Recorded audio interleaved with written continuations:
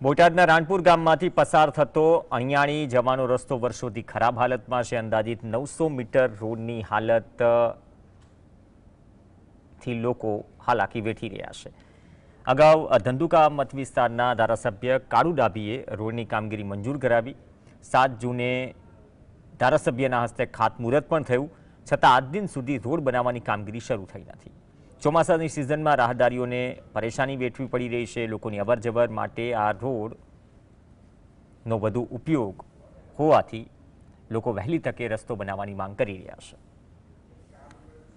અહીંયા એક gift shop છે અને અહીંયા આપણે જોઈ શકીએ છીએ કે કાળુભાઈ ડાભી જે ધંધુકામાં ધારાસભ્ય તરીકે અહીંયા ખાતમુહૂર્ત કરી ગયા, પણ હજી સુધી કોઈ રસ્તાનું કામ આગળ ચાલુ કર્યું નથી।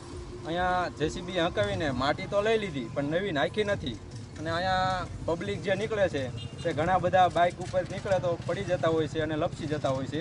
થોડા વરસાદે માંદણું ઝાઝું થતું હોય આપણે કહેવાય ને, એવી જ રીતે અહીંયા હાલાકી આ બધા પબ્લિક છે અહીંયા અવર જવરવાળા બધા ભોગવી રહ્યા છે।